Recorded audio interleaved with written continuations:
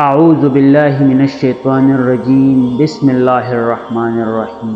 شروع اللہ تبارک تعالیٰ کے اس پاک نام سے جو بڑا مہربان اور نہایت رحم والا ہے۔ السلام علیکم ورحمۃ اللہ۔ امید کرتے ہیں اس رب ذوالجلال سے جس کے قبضے میں ہم سب کی جان ہے اور تمام مخلوقات کا حامی و ناصر ہے، کہ میرے تمام بہن اور محترم بھائی ٹھیک ٹھاک اور خیر خیریت سے ہوں گے۔ ہر قسم کی تعریف اللہ کے لیے ہے، اس سے معافی کی امید کرتے ہیں، اس کے فضل کے طلبگار ہے اور اس کے مہربانی کی توقع کرتے ہیں۔ اور میں گواہی دیتا ہوں کہ اللہ سبحانہ تعالیٰ کے سوا کوئی معبود برحق نہیں، وہ ایک ہے، اس کا کوئی شریک نہیں، وہ اپنی بلندی میں باوقار ہے۔ اور میں گواہی دیتا ہوں کہ ہمارے سردار محمد مصطفیٰ صلی اللہ علیہ وآلہ وسلم اللہ کے بندے اور اس کے رسول ہے۔ پیارے دوستو، اللہ تبارک تعالیٰ قرآن پاک میں ارشاد فرماتے ہیں، کل نفس ذائقۃ الموت، کہ ہر جان نے موت کا ذائقہ چکھنا ہے، کہ کائنات کے ہر جاندار کے لیے اللہ سبحانہ تعالیٰ نے موت کا وقت اور جگہ متعین کر رکھا ہے۔ اللہ تبارک تعالیٰ کے حکم سے کسی بھی جاندار کو اس ذائقے سے چھٹکارا حاصل نہیں ہوگا، اور ایک نہ ایک دن اس کو فنا ہونا ہے اور موت کا ذائقہ لازمی چکھنا ہے، اور نہ ہی اللہ سبحانہ تعالیٰ کے اس حکم سے کوئی بھاگ سکے گا، چاہے وہ کتنا ہی طاقتور کیوں نہ ہو۔ ان تمام تر انسانوں کو گمراہ کرنے والا شیطان، وہ بھی ایک دن موت کا ذائقہ ضرور چکھے گا۔ شیطان کو کب موت آئے گی، کیسے آئے گی، اور کون ہوگا جو اس کی روح قبض کرے گا؟ کیا شیطان کی روح قبض کرتے وقت اس کو تکلیف ہوگی، اور اگر ہوگی تو کتنی ہوگی؟ اور شیطان مردود کتنے عرصے تک موت کی نیند سوتا رہے گا؟ اور شیطان کی قبر کہاں پر بنائی جائے گی؟ ان تمام تر سوالات کے جوابات آج ہم آپ کو اس ویڈیو میں دیں گے، تو ویڈیو کو آخر تک ضرور دیکھیے گا۔ اگر آپ ہمارے چینل پر نئے ہیں تو برائے کرم چینل کو سبسکرائب کریں اور ساتھ میں بیل آئیکن کو ضرور دبائیں، تاکہ اس طرح کی اچھی اور معلوماتی ویڈیوز آپ کو ملتی رہیں۔ پیارے دوستو، اللہ سبحانہ تعالیٰ نے قرآن پاک میں یہ حکم فرمایا ہے، اس حکم سے کوئی بھی نہیں بچ سکتا، اس سے انبیاء کرام علیہ السلام بھی نہ بچ سکی، اور قیامت تک آنے والے تمام جانداروں کو موت کا مزہ چکھنا ہوگا۔ ہر قسم کی جاندار، انسان اور جنات، سب نے موت کا ذائقہ ضرور چکھنا ہے، اور ایک مقرر وقت پر اس دنیا کو چھوڑ کر یہاں سے چلے جانا ہے۔ پیارے دوستو، انسان کا دل ایک قلعہ کی طرح ہے جس میں کسی کا بھی داخلہ آسان نہیں ہوتا، مگر شیطان جو کہ انسان کا کھلا دشمن ہے، وہ کسی نہ کسی طرح کوئی چور دروازہ ڈھونڈ لیتا ہے تاکہ انسان کے دل پر اپنا قبضہ جما کر جو چاہے اس سے کرا لے، یعنی اس طرح سے اسے اپنا غلام بنا لیتا ہے۔ اور اکثر ایسا ہوتا ہے کہ انسان بڑے آرام کے ساتھ شیطان کے ہاتھوں اپنا دل سونپ دیتا ہے، کیونکہ اسے پتہ ہی نہیں چلتا کہ شیطان کب کون سے دروازے سے اس میں داخل ہو گیا۔ حالانکہ قرآن مجید میں صاف اعلان کر دیا ہے کہ شیطان تمہارا کھلا دشمن ہے۔ شیطان سے محفوظ رہنے کے لیے انسان کو تمام دروازے بند کرنے ہیں جس سے شیطان داخل ہو سکتا ہے۔ دراصل انسان کو سارے دروازے پتہ ہی نہیں ہوتے جس کی حفاظت میں ذرا سی کمزوری آنے پر شیطان داخل ہو سکتا ہے۔ امام غزالی رحمۃ اللہ علیہ فرماتے ہیں کہ اپنے دل کو شیطان کے وسوسوں سے بچانا ہر عاقل و بالغ انسان پر فرض ہے، اور ان راستوں کو پہچاننا بھی واجب ہے جن سے شیطان کا آنا ممکن ہے۔ شیطانی راستے بہت ہیں، مگر کچھ راستے نہایت ہی بڑے ہیں جن کو انسان جان بوجھ کر نظر انداز کر دیتا ہے۔ شیطان کے داخل ہونے کا سب سے بڑا دروازہ غضب و غصہ اور شہوت ہے۔ جیسے ہر انسان کو غصہ آتا ہے، بس شیطان جو کہ پہلے ہی اپنی فوج کے ساتھ حملے کے لیے تیار رہتا ہے، انسان کے دل پر قبضہ کر لیتا ہے۔ کہتے ہیں کہ جب آدمی غصہ کرتا ہے تو شیطان اس سے ایسے کھیلتا ہے جیسے بچہ گیند سے کھیلتا ہے۔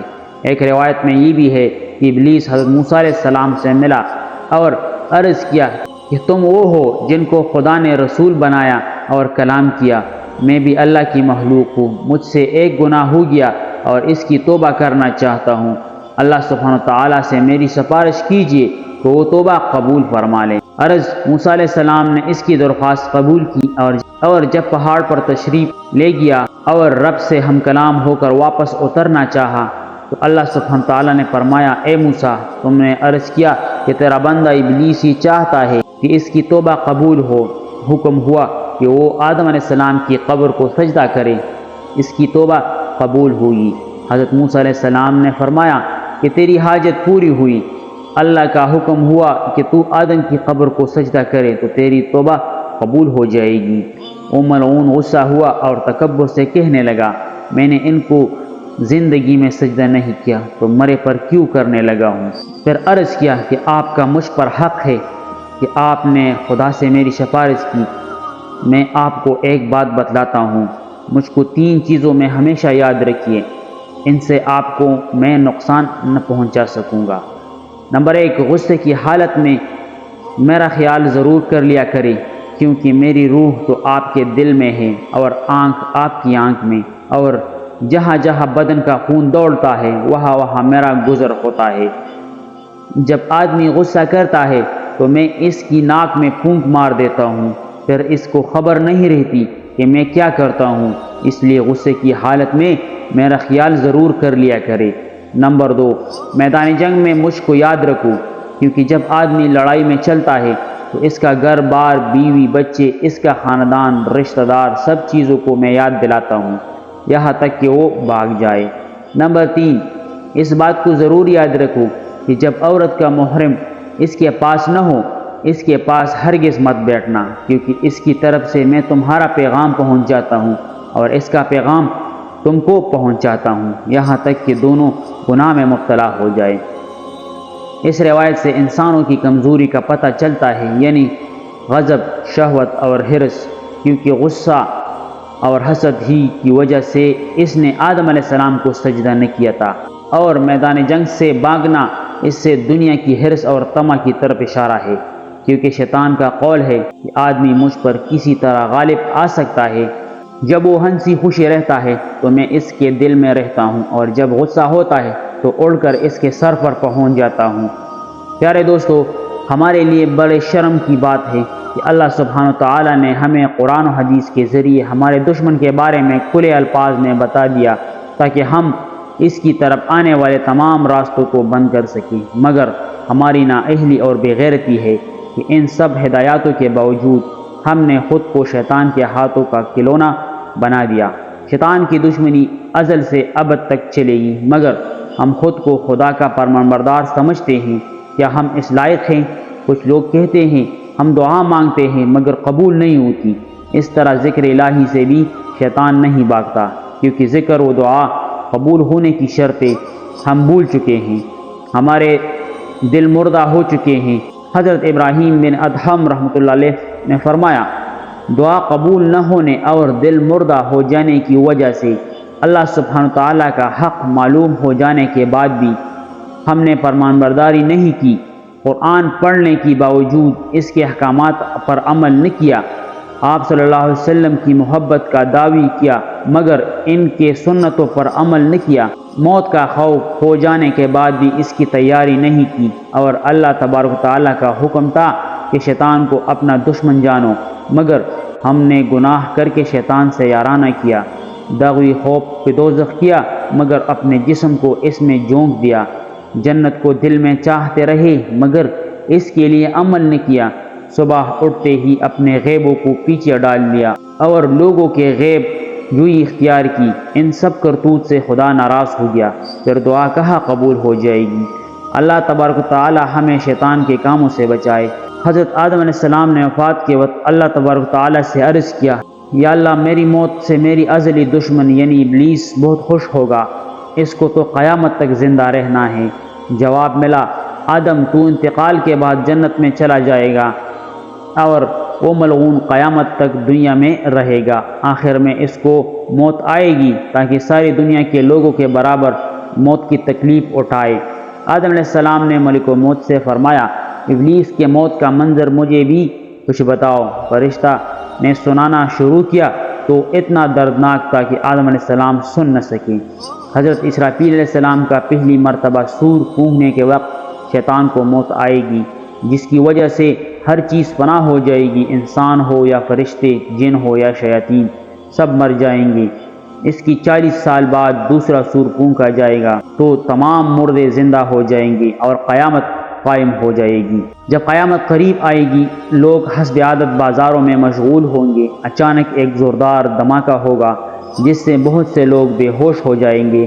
اللہ تبارک و تعالیٰ ملک الموت سے فرمائیں گے، میں نے سب سے زیادہ تمہارے مددگار و معاون بنائے اور تم کو ان سب کے برابر قوت دی۔ میرے غصہ اور غضب کا لباس پہن کر جاؤ اور ابلیس ملعون کی روح قبض کرو اور اس کے ساتھ تمام انسانوں اور جنوں سے زیادہ سختی کرنا، اور داروغ جہنم سے کہو کہ جہنم کے دروازے کھول دے۔ ملک الموت بڑے غصے میں فرشتوں کے ساتھ دنیا میں اس طرح آئے گا کہ آسمان و زمین والے دیکھ لیں تو خوف کے مارے پگھل جائیں گے۔ ابلیس کے پاس پہنچ کر بہت زور سے ڈانٹ پلائیں گے، جس سے ابلیس بری طرح دہاڑے مار مار کر چیخے گا۔ اگر دنیا والے اس کی آواز سن لے تو بے ہوش ہو جائیں گے۔ ملک الموت ابلیس سے کہے گا، خبیث، تو نے بہت طویل عمر پائی اور بے شمار انسانوں کو گمراہ کیا جو تیرے ساتھ جہنم میں جائیں گے۔ آج ان سب کے برابر تجھے موت کا مزہ چکھاؤں گا۔ تیری مہلت اور ڈیل کا وقت ختم ہو چکا، اب تو موت سے بھاگ نہیں سکتا۔ ابلیس گھبرا کر مشرق کی جانب بھاگے گا تو کبھی مغرب کی جانب، لیکن ہر طرف اپنے سامنے ملک الموت کو پائے گا۔ سمندر میں گھسنے کی کوشش کرے گا تو سمندر نکال کر پھینک دے گا۔ آدم علیہ السلام کی قبر کے پاس کھڑا ہو کر کہے گا، اے آدم، تمہاری وجہ سے میں ملعون و مردود بنا، کاش تم پیدا ہی نہ ہوتے۔ پھر ملک الموت سے کہے گا، کتنی سختی اور تکلیف کے ساتھ میری جان نکالو گے؟ فرمائیں گے، جتنے لوگ جہنم میں ہیں ان سب کے موت سے کہیں زیادہ تکلیف اور سختی کے ساتھ۔ یہ سن کر تڑپنے لگے گا اور چیختا چلاتا ادھر ادھر بھاگے گا، اور جہاں موت آنی ہے وہاں گر جائے گا، اور وہ جگہ آگ کے انگارے کی طرح سرخ ہوگی، اور وہاں جہنم کے کانٹوں والی کنڈیاں لگی ہوں گی۔ ان کنڈیوں سے تڑپا تڑپا کر اس کی جان نکالی جائے گی۔ آدم علیہ السلام و حوا علیہ السلام سے کہا جائے گا، ذرا اپنی دشمن کو تو دیکھو کس طرح ذلت کے ساتھ مر رہا ہے۔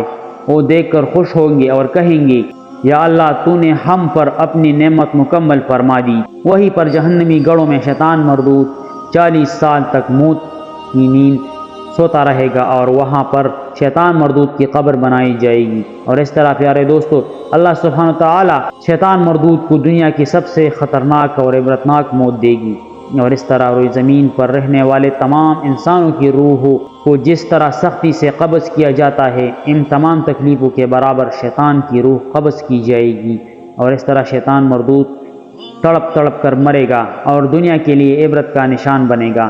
اللہ سبحانہ وتعالی سے یہ دعا ہے کہ تمام مسلمانوں کو شیطان مردود کے چالوں سے نجات دلائے اور ہم سب پر اپنے رحم و کرم کی نظر فرمائے۔ آمین ثم آمین۔